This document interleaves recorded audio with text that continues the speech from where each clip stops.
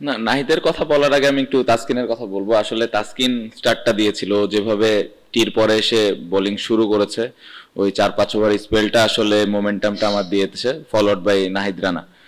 তো রানার আমরা জানি যে ও কত স্পেশাল এবং কত জোরে বল করে, এবং তার সাথে স্কিলটাও স্লোলি স্লোলি ডেভেলপ হচ্ছে, সো অনেক এনজয় করেছে। এবং অপোনেন্ট যেভাবে ভয় পাচ্ছিল ওর এগেনস্টে, এটা দেখতে অবশ্যই ভাল লাগে। সো খুবই খুশি ও যেভাবে টিমের জন্য কন্ট্রিবিউট করছে রেগুলার। ইচ্ছা থাকবে যে ও রেগুলার এভাবে টিমের জন্য কন্ট্রিবিউট করবে। শান্ত অভিনন্দন। একটু কয়েকটা পার্ট থাকবে, একটা হচ্ছে যখন ডিক্লেয়ার করে তখনকার মানসিক অবস্থাটা কতটা কনফিডেন্স ছিল একটু মনে রাখার একটু চাপ দিতে পারে। আবার লাস্ট সেশনে যখন 7 উইকেট দরকার ছিল তখন আপনার চিন্তা ভাবনা মনোভাব কেমন ছিল? এই ধরনের ম্যাচে যতই টিম ইম্পোর্ট থাকুক না কেন, কারো না কারো একটা ঘের লাগে, কারো না কারো একটা স্পেল খুব প্রয়োজন হয়। আপনি শেষ বাজিমাতটা করার কার উপরে বেশি ডিপেন্ড করছেন? আপনি এবার বললেন মোটামুটি বললেন তাসকিন নাহিদার উপরে নাকি স্পিনারদের উপরে, এটা থেকে আগে একটু শুরু করুন। না, আমার মনে হয় যে ব্যাটিং এ আমরা সকাল থেকে ক্লিয়ার ছিলাম আমরা কি করতে চাই।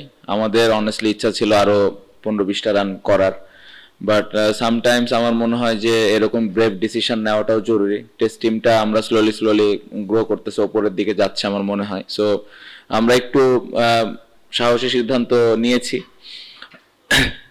আমার মনে হয় যে এটা সামনের দিকে আমাদেরকে হেল্প করবে এই সিদ্ধান্তটা।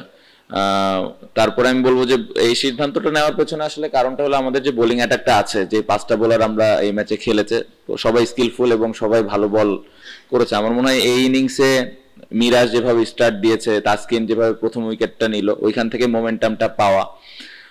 তারপরে আমার মনে হয় যে তাইজুল ভাই মিডল ওভারে দারুণ বোলিং করেছে, ফার্স্ট ইনিংসে অতটা অপরচুনিটি পায়নি বোলিং করার।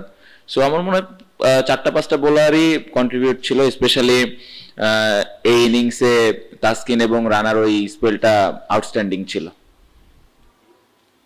ক্যাপ্টেন, প্রথম ইনিংসে আসলে বাউন্সার অর্থাৎ শাহিন শাফিদির বাউন্সারটা নাহিদের মাথায় লাগার পরে একটা ব্যাটেন হয়েছিল, আপনারা নিশ্চয়ই মাঠে বসে খেয়াল করেছেন কিনা, যে নাহিদের বল শাহিন ফেজই করতে চাচ্ছিল না।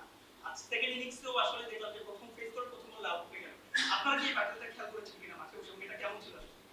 না, খেয়াল করার কিছু নাই, ওরাও জানে যে আসলে রানাকে বাউন্সার মারলে আবার বাউন্সার খাইতে হবে। সো আমি হইলে রানাকে বাউন্সার মারতাম না, কারণ আমার ওই শখ নাই অত জোরে বাউন্সার খেলার। বাট হ্যাঁ, অবশ্যই ভালো লাগে। এখন আমরা ওই কি বলবো, বাংলা ভাষায় যদি বলি যে জবাবটা দিতে পারি, তো এটা একটা ভালো দিক আমাদের ওই রকম